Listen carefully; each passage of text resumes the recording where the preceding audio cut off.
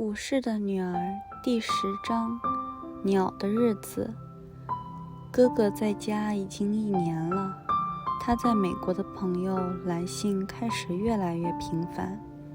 每次谈话结束后，祖母、哥哥和母亲都会进行长时间的谈话，但并非所有人都是愉快的谈话。有时我模糊地认为这些讨论与我有关。有一天，一场长时间的会议结束了，哥哥突然从房间里走了出来，只是粗鲁地鞠了一躬。他快步朝门口走去，然后转过身来，站在我的身边，目不转睛地看了我一会儿，但他一句话也没说。几个星期后，我收到了一封又厚又重的信，上面贴着许多邮票。哥哥又在祖母的房间里说了几句话，就打发吉亚带着那个用绳子系着的长漆盒出去了。我知道那盒子里装的是所有亲戚的4舍5入信，吉亚会在每一个地方等待它被阅读，然后把它带到下一个地方。那天下午，我注意到母亲很体贴，很安静。祖母坐在她的壁炉旁，沉默而严肃，手里拿着细长的烟斗，小碗里只装了3片泡芙。加了2次之后，她总是会把它收起来，但那天她似乎忘记了，端着它坐了很久。第2天召开了一次家庭会议，通过召集年长的亲戚开会来决定重要的家庭问题，一直都是日本的习俗。从我记事起，就有过几次家庭会议，但作为家里最小的一个女孩，我对这些会议并不感兴趣。至于这一次是否意味着要卖掉另一块土地，或者我们的一幅画卷，我只是想了一下。我们卖了一辈子东西，姐姐和我都看惯了那些买2手货的人和吉亚走进那间大石膏仓库。我们经常猜谜玩游戏，看他出来时手里拿着一个小包裹，还是肩上扛着一个大包裹。每当有一群人来看东西的时候，母亲总是显得很为难，但父亲总是笑着说，无用的美在过去的生活中有一席之地，但新的生活只要求丑陋的有用的。但有一件事情父亲从来没有轻慢过，每当有关土地的谈判悬而未决时，他总是保持警惕。我们曾经很大的庄园的外部界限已经逐渐向墙内缩小，一年又一年地向房子靠拢，但是父亲从不放弃祖母房间对面的花园的任何一部分。哥哥死后也同样善解人意，因此只要祖母还活着，他就能像多年来一样凝望着花园、小溪和以榕竹林为背景的杜鹃花小坡。 Chapter 10 The Day of the Bird. Brother had been at home a year when the letters from his friend in America began coming more frequently. After each one, grandmother, brother, and mother would have long talks, and not all of them were happy ones. In a vague way, I sometimes thought these discussions had something to do with me.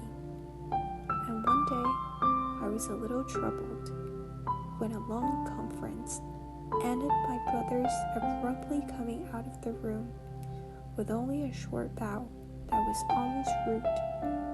He started swiftly toward the door, then turning, came back and stood by my side, looking steadily at me for a moment, but he went on without saying a word.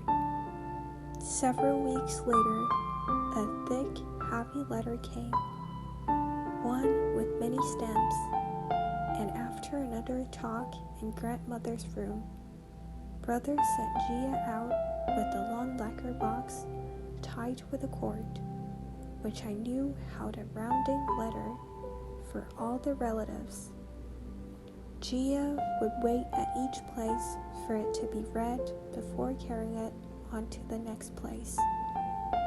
That afternoon, I noticed Mother was very thoughtful and quiet, and Grandmother sat by her firebox, silent and stern, with her long, slender pipe in her hand. The tiny bowl held only 3 puffs, and after refilling it twice, she always put it away, but she seemed to have forgotten it that day and sat holding it a long time. The next day, there was a meeting of the family council. It has always been a Japanese custom to decide important family problems by calling an assembly of the older relatives. There have been family councils ever since I can remember, but being the youngest of the family and a girl, I was not concerned in them, and I never gave more than a passing thought as to whether this time it would mean the selling of another piece of land or one of our roll pictures. We have been selling things all my life. Sister and I were so accustomed to seeing the second-hand men going to the big plaster storehouse with old Gia that we made a practice of playing a guessing game as to whether he would come out with a small package in his hand or a big bundle on his shoulders. Mother used to look troubled when a group of men came to look at things, but Father would laugh and say, useless beauty had a place in the old life, but the new asks only for ugly usefulness. But one thing Father never laughed about: whenever negotiations were pending in regard to land, he was always watchful. The outside limits of our once large estate had gradually been withdrawn within the wall, and year by year they were closing in nearer to the house. But Father would never part with any portion of the garden overlooked by grandmother's room. After his death, brother was equally considerate, so as long as she lived, grandmother could gaze out upon the garden, the stream, and the little slope of azaleas against the background of feathery bamboo, just as she had done for years. 这次家庭会议是父亲去世后举行的最大规模的一次。2个头发花白的叔叔和阿姨们在一起，另外还有2个阿姨，还有一个特地从东京赶来参加这次会议的年轻叔叔。他们在房间里待了很长时间，我正忙着在书桌上写东西。这时，我听到一声柔和的“请允许我说话”。在我身后，东施站在门口，看起来很兴奋。小主人，他异乎寻常地深深鞠了一躬，说道：“您尊敬的母亲要您到客人们的房间里去。”我走进那个大房间，哥哥坐在壁龛旁，旁边是2个白发苍苍的叔叔和一个来自东京的年轻叔叔，对面坐着尊敬的祖母、4位阿姨和母亲。茶已经端上来了，大家面前或手里都端着杯子。我推开门的时候，他们抬起头来盯着我，好像从来没见过我似的。我有点吃惊，但当然我很客气地鞠了一躬。母亲向我做了个手势，我便在席子上滑到她身边。月子，母亲非常温柔地说，诸神对你很好，你作为新娘的命运已经决定了。你尊贵的哥哥和你可敬的亲人为你的未来考虑了很多，你应该向诸位大人表示感谢。我深深地鞠了一躬，额头贴着地板，然后我走出去，回到我的办公桌前写东西。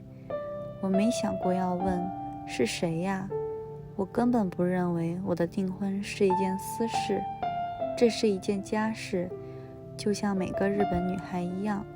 我从小就知道，总有一天，作为一件理所当然的事，我应该结婚。但那是一件遥远的必须要考虑的事情。当时间到来的时候，我并不期待，但是我也并不害怕。我根本没有想到，我还不到13岁，这一事实与此无关。这是所有女孩的态度。 This family council was the largest that had been held since father's death.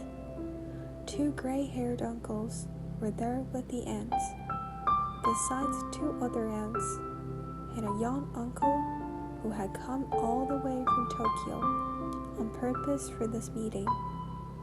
They had been in the room for a long time, and I was busy writing at my desk when I heard a soft, "Allow me to speak," behind me, and there was Toshi at the door, looking rather excited. "Little mistress," she said with an unusual deep bow, "your honorable mother asks you to go to the room where the guests are." I entered the big room. Brother was sitting by the tokonoma, and next to him were 2 gray-haired uncles and the young uncle from Tokyo. Opposite sat honorable grandmother, the 4 aunts, and mother. Tea had been served, and all had cups before them or in their hands.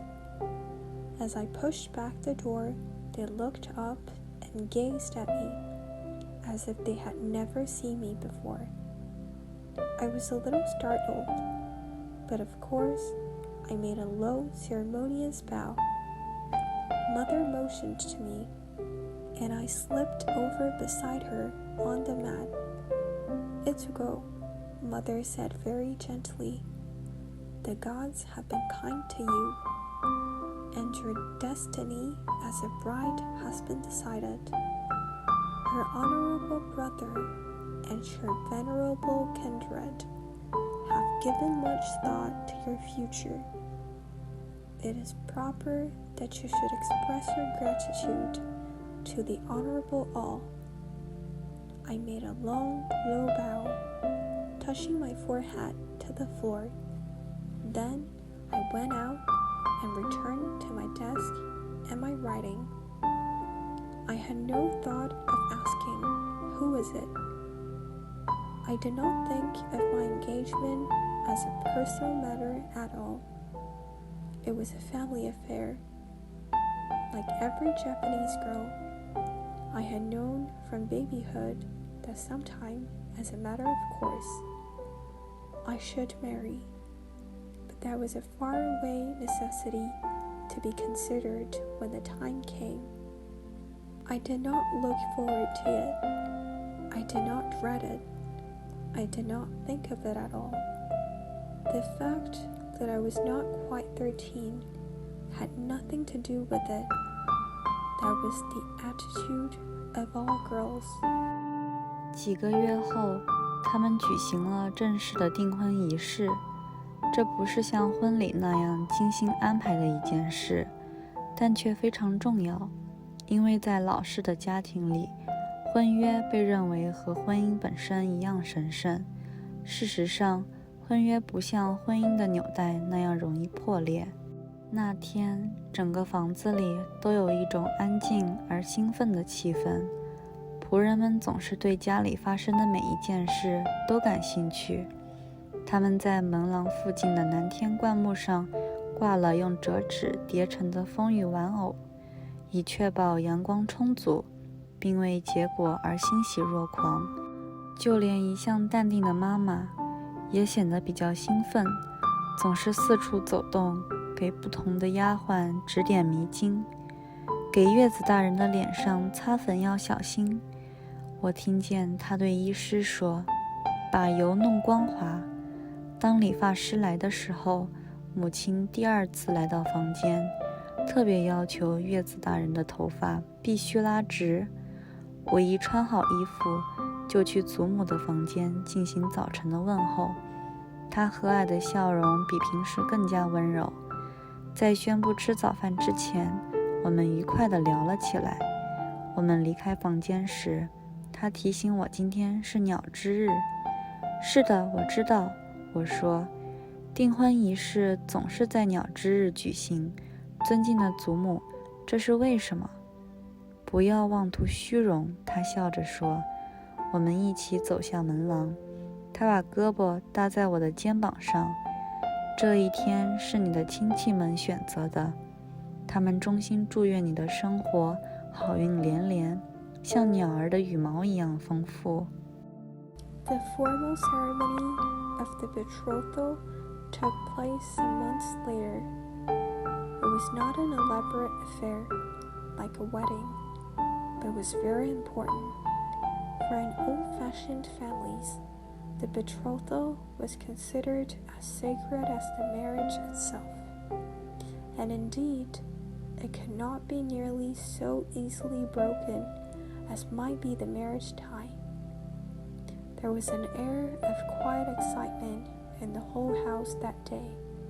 The servants, who always felt a personal interest in everything that happened in the family, had hung weather dolls of folded paper on the Nanton bush near the porch to ensure sunshine, and were jubilant over the result. And even Mother, who always seemed more calm when she was excited, went around giving unnecessary directions to various maids. Be careful empowdering Etsuko-sama's face, I heard her say to Ishi. Get the paint smooth. And when the hairdresser arrived, Mother made a second trip to the room to give a special order that Itsuko-sama's hair must be pulled straight. As soon as I was dressed, I went to grandmother's room for morning greetings. Her kindly smile was more gentle than usual, and we had a pleasant talk before breakfast was announced. As we were leaving the room, she reminded me that it was the day of the bird. Yes, I know, I said. A betrothal ceremony always takes place on the day of the bird, honorable grandmother. Why is it? Be not ambitious to be vain, she said, smiling and resting her arm on my shoulder as we walked down the porch. This day was chosen by your relatives with the kind wish that good fortune will bless your life with silks and brocades, and plentiful as are the feathers of the birds. 松尾年迈的叔叔大森先生几天前从京都来到这里，在中间人的家里受到了款待。婚礼必须在一天的中午而不是傍晚举行，所以大约在上午一半的时候，当我走进最好的房间时，我发现其他人都已经集合好了。松尾的叔叔坐在壁龛附近的一个垫子上，他坐得笔直，有一张讨人喜欢的脸。我喜欢他。祖母、哥哥、母亲和2个媒人都在那儿。我坐在母亲身边，媒婆给我拿了一张小白桌子，上面有一块 crepe 的方框，上面是松尾的胸章，这是他家送给我的订婚礼物。我第一次仔细观察我一辈子都要戴的徽章，但我并没有认真地意识到这一点。另一个托盘里放着其他礼物，其中最重要的是一对折扇，寓意着对幸福不断扩大的祝愿。然后东施拿了2个托盘进了房间，放在大森先生面前。这是我家送给松尾的礼物。当然，有人确切地告诉过我该怎么做。于是我从桌子上拿起 Crepa 的方巾，展示一卷华丽的织锦做的腰带。大森先生的桌子上有一对必不可少的扇子和一条宽褶绸裙，叫做褂，日本绅士的常规着装，这是自古以来的聘礼。我鞠躬表示最正式的感谢。大森先生也做了同样的事。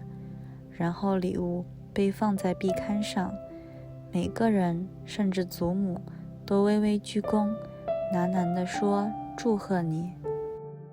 Matsuo's aged uncle, Mr. Omori, had arrived from Kyoto a few days before and had been entertained at the home of the go-between.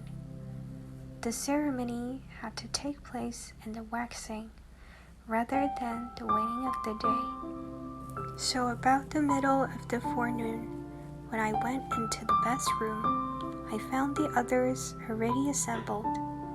Matsuo's uncle was seated on a cushion near the tokonoma. He sat very straight and had a pleasant face. I liked him. Grandmother, brother, mother, and the 2 go-betweens were there, and I sat beside mother. The woman go-between brought to me a small white table with a square of crepe over it, on which was Matsuo's crest. It was the engagement gift from his family, and I was looking for the first time upon the crest that I should have to wear all my life. But I did not seriously realize it. Another tray held other gifts, the most important of which was a pair of folding fans, signifying a wish for constantly whitening happiness. Then Toshi brought into the room 2 trays and set them before Mr. Omori. It was my family's gift to Matsuo. Of course, I had been told exactly what to do, so I lifted the square of crepe from my table, displaying a roll of magnificent brocade for a sash. On Mr. Omori's tables were the essential pair of fans and a wide pleated silk skirt called hakama, the regulation dress for a Japanese gentleman. These have been the betrothal gifts from time immemorial. I bowed most formal thanks, and Mr. Omori did the same. Then the gifts were placed on the tokonoma, and everybody, even grandmother, made a slight bow and murmured, "Congratulations." 不久，女仆们就把我们吃饭用的小桌子拿来了，把先生们用的桌子放在房间的一边，女士们用的桌子放在另一边。然后东施端着托盘，在2排队伍的末端的空地上坐下，每个人都微微鞠了一躬。晚餐开始了，谈话就和往常一样，客人们似乎都很愉快。当然，我很安静，很有尊严。对我来说，这一天最有趣的部分是在所有人都走了，医师脱下我的衣服之后，他仔细地打量着我的头。呀，月宝少爷，今天又冷又干，真是太幸运了。你的头发一点皱纹都没有。这一次，我那乱蓬蓬的头发没有让我的家人蒙上耻辱。我松了一口气，小心地把头靠在小木枕上，心满意足地睡着了。在我订婚之后，我的生活就像一场虚构的游戏，因为我作为妻子的教育从那天起就开始了。我已经接受了做饭、缝纫、各种家务、插花、端茶、和其他女性才能方面的一般训练，但现在我必须把这些事情付诸实践，就好像我已经在我丈夫的家里一样。他们要求我在没有帮助的情况下挑选合适的花朵、合适的画卷和托科马装饰品，并确保房子总是按照既定的规则布置。我的生活每时每刻都充满了训练和准备。他没有向我解释他的目的，因为这种教育是每一种婚约中理所应当的部分。在我的情况下，碰巧不需要特别解释，除了我必须小心不要以任何方式表现出对木醋浆的不尊重，因为松尾的头饰是传统的木醋浆。除了我必须学会喜欢金枪鱼，这是松尾的最爱。不过我从来没有关心过，我的饮食完全没有受到我的订婚的影响。姐姐接受了很长时间的训练，因为她已经订婚5年了，包括因为父亲去世而推迟结婚的那一年。因为她未来丈夫的头饰是传统意义上的梅子，所以在这5年中，她从未尝过梅子的味道，即使是在果冻里，这是不尊重的。 Soon after, the maids brought the small tables for dinner, placing those for the gentlemen on one side of the room and those for the ladies on the other.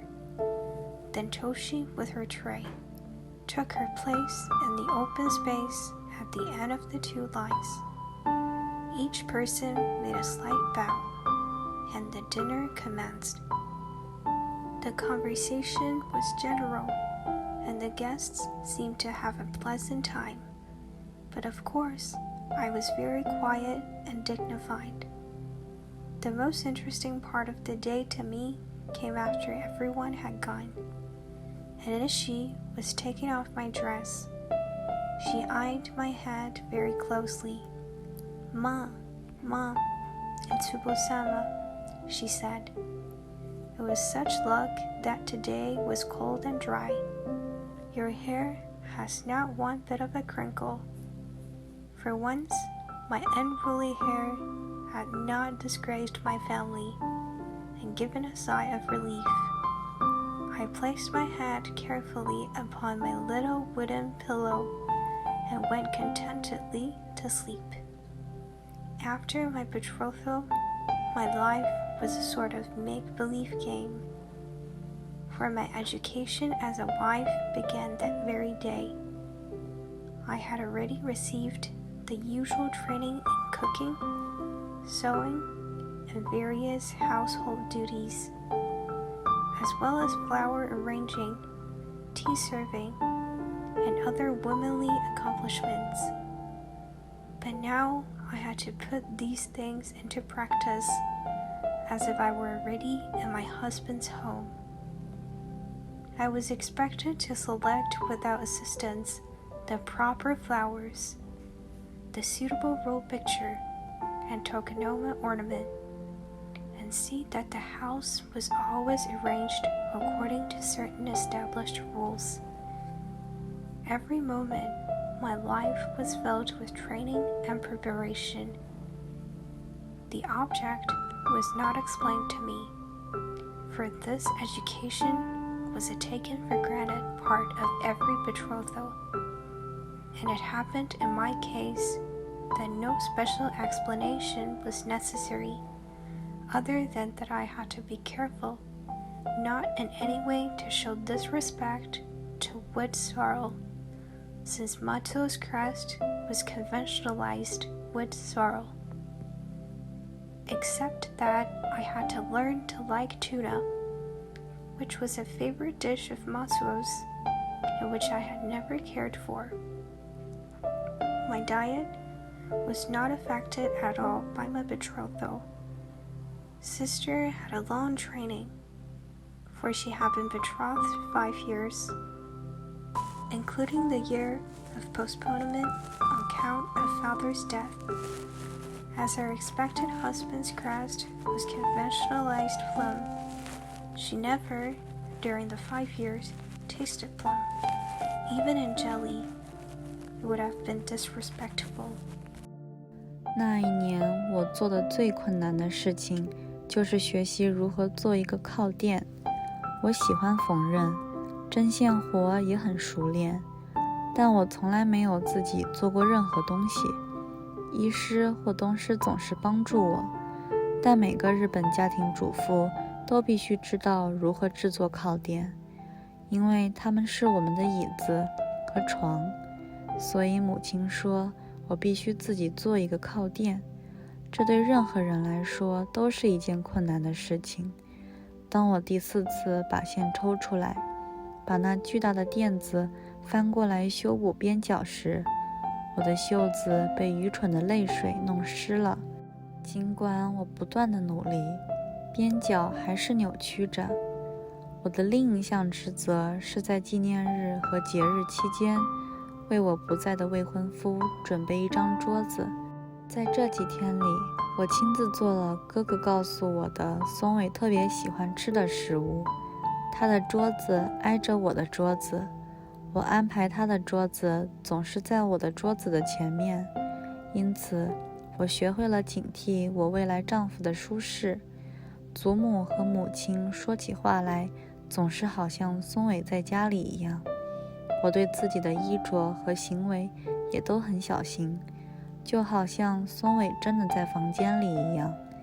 因此我开始尊重他，也开始尊重我作为他的妻子的地位。那时候的记忆现在大多像微弱的心跳幻影，但总有一个清晰而强烈。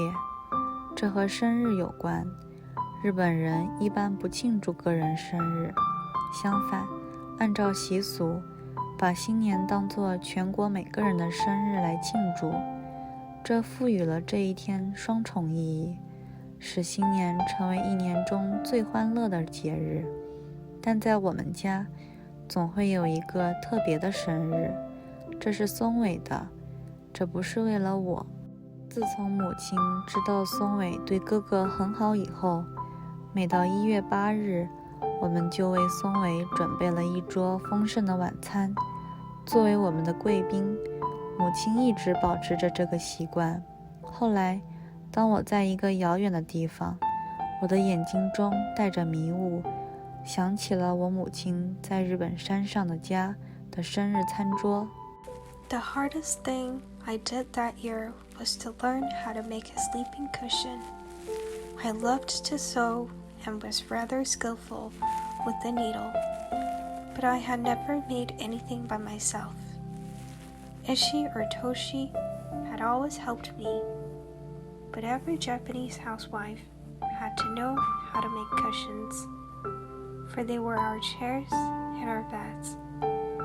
So mother said that I must make a sleeping cushion entirely alone. This was a difficult thing for anyone to do, and my sleeves were wet with foolish tears when for the 4th time I pulled out the threads and turned the immense cushion inside out, in order to refit the corners, which, in spite of my persistent efforts, would stay twisted. Another of my duties was the preparation, on anniversaries and at festival times, of a shadow table for my absent fiancé. On these days, I myself cooked the food, which brother told us Matsuo especially liked. His table was placed next to mine, and arranged for it to be always served before my own. Thus, I learned to be watchful for the comfort of my prospective husband. Grandmother and mother always spoke as if Matsuo were present, and I was as careful of my dress and conduct as if he had really been in the room. Thus, I grew to respect him and to respect my own position as his wife. Most of the memories of that time are like faint heartthrob phantoms now, but one always stands out clear and strong. That has to do with a birthday. Japanese people do not, as a rule, observe individual birthdays. Instead, it is the custom to celebrate New Year as a birthday for each person of the nation. This gives a double meaning to the day and makes New Year the most joyously celebrated for any festival of the year. But in our house, one special birthday was always honored. That was Matsuo's. This was not on my account. From the time Mother had learned of his kindness to Brother, never did a January 8th pass that we did not have an elaborate dinner with a table for Matsuo in the place of honor as our guest.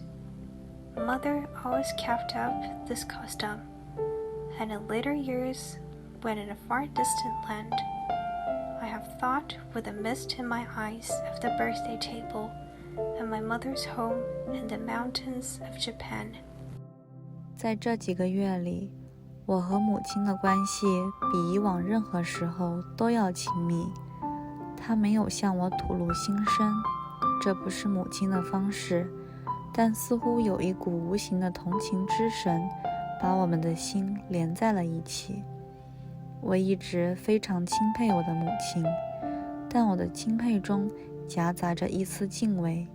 父亲一直是我的伙伴、朋友和明智的顾问，我的整个心都充满了对我亲爱的、耐心的、无私的、依世的温柔的爱。但母亲高高在上，像太阳一样完美而稳定，给这个家注入了赋予生命的温暖，但又太遥远了，不能被亲切地对待。所以有一天，当她安静地来到我的房间，告诉我在告诉祖母之前有件事想和我谈谈时，我感到有些惊讶。我们家从媒人那里得到消息，说松尾已经搬到美国东部的一个城市去做生意了，为此他已决定好几年后不再回日本，并要求让我搬到他那里去。母亲总是平静地听天由命地接受不可避免的情况，但这是一种非常不寻常和令人费解的情况。世代以来，日本的母亲们相信每个女孩注定的归宿都是由上帝决定的，因此把他们的女儿作为新娘送到遥远的省份。所以我去美国并不是什么大事，但是对于一个新娘来说，进入一个既没有婆婆也没有一个有智慧的姐姐来教她如何适应新家庭的家庭，这是一个严重的问题。这不是一个可以提交给家庭委员会的案子，因为我和松尾的关系就像我已经结婚了一样，道桓家族无权干涉他的事务。在这种奇怪的情况下，母亲转向我，这是我生平第一次在家事上被征求意见。我想在与母亲的那1小时谈话中，我从一个女孩变成了女人。我们决定，至少在目前，我们只需要面对一个问题，这就是如何在陌生的土地上为未知的生活做准备。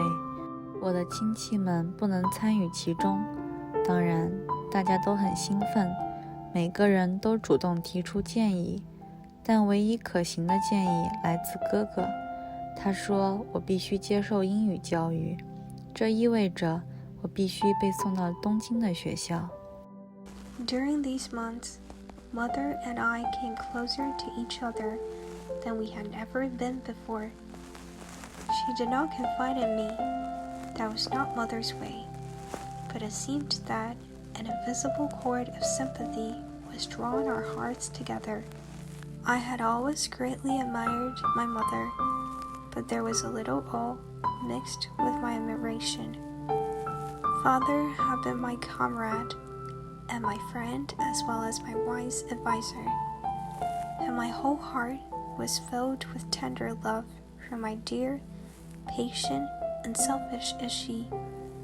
but mother was aloft, like the sun, flawless and steady, filling the home with life-giving warmth, yet too far away to be treated familiarly. So I was surprised one day when she came quietly to my room and told me there was something she wanted to speak to me about before she told grandmother. Our house had received word from the go-between that Matsuo had removed to a city in the eastern part of America and had gone into business for himself. On this account, he had decided not to return to Japan for several years and asked that I be sent to him there. Mother always accepted inevitable circumstances with calm resignation, but this was a very unusual and puzzling situation for generous Japanese mothers, believing that the destined home for every girl is settled by the gods, have sent their daughters as brides to distant provinces. So my going to America was not a matter of deep concern, but for a bride to go into a home where there was neither mother-in-law nor an elder sister of wisdom age to train her in the ways of the new household was a serious problem. And this was not a case that could be referred to the family council, for I was as much bound to Matsuo as if I were already married. And in his affairs, the Inagaki family had no authority. In this strange situation, mother turned to me, and for the first time in my life, I was consulted in a family matter. I think I changed from girl to woman in that hour of conversation with my mother. We decided that, at least for the present, there was but one problem for us to face. That was how to prepare for an unknown life in a strange land. In this, my relatives could take no part. Of course, all were excited and each one volunteered advice. But the only practical suggestion came from brother. He said I must have an English education. That meant that I should have been sent to school in Tokyo. 整个冬天，全家人都在忙着为我上学做准备。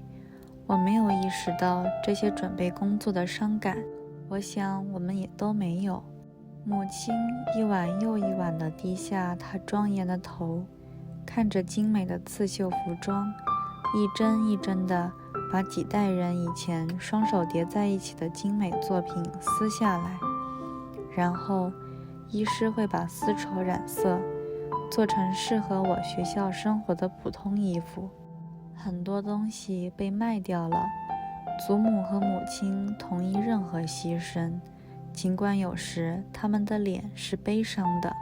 可是哥哥对这些珍贵的旧东西似乎已经失去了一切情感，他会毫不犹豫地把它们带走。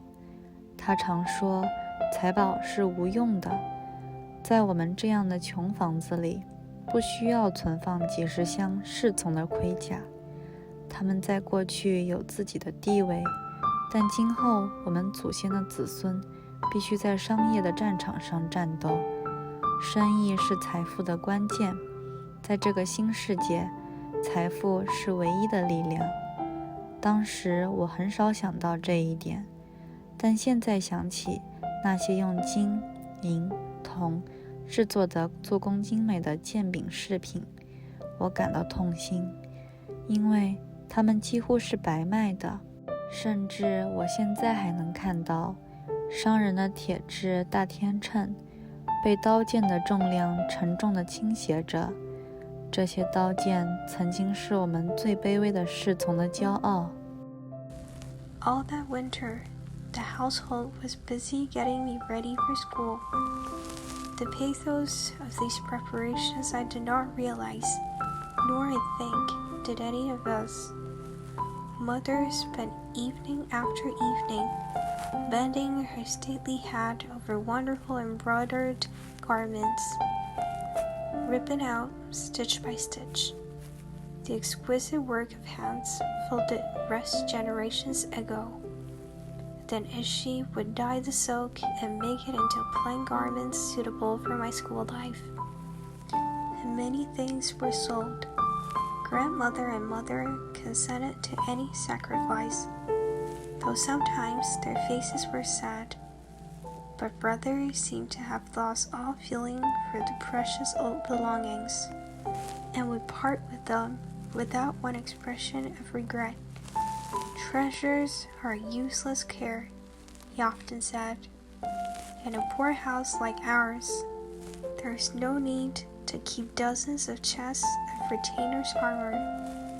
They had their place in the past, but hereafter the sons of our ancestors must fight on the battlefield of commerce.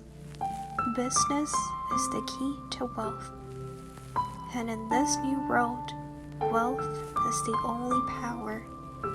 I thought little of it then, but now it aches me to remember the sword-hilt ornaments of exquisite workmanship in gold and silver and bronze that were sold for almost nothing.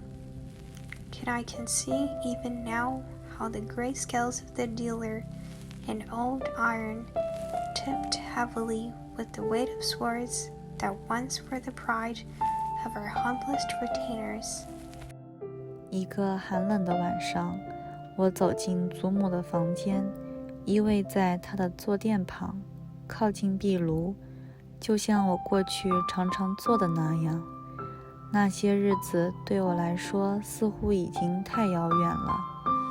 那一年我们有些疏远，我不再是那个被他用糖果逗开心，被他训练得有礼貌，被他用童话故事教得有用的小孩了。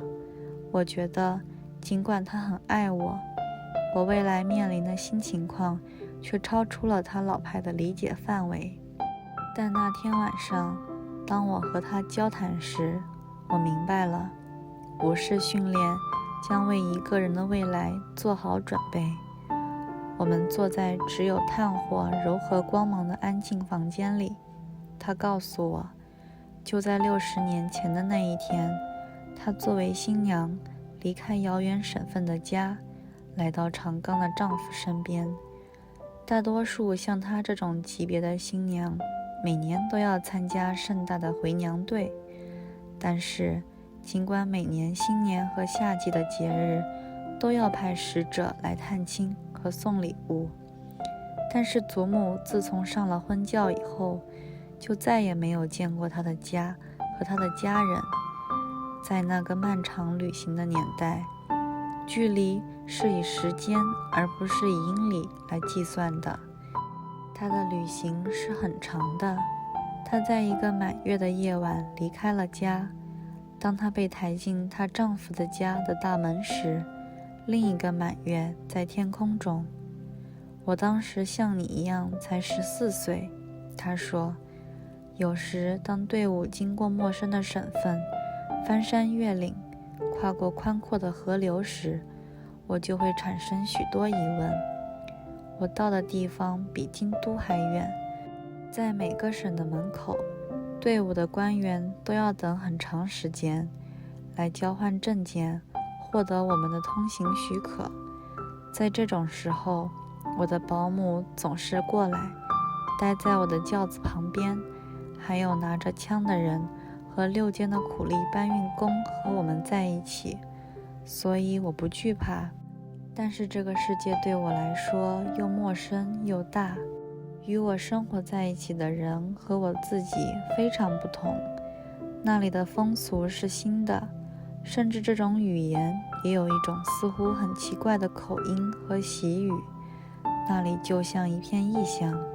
因此最近我很想念你，也很想念你的命运带你去那个未知的国家。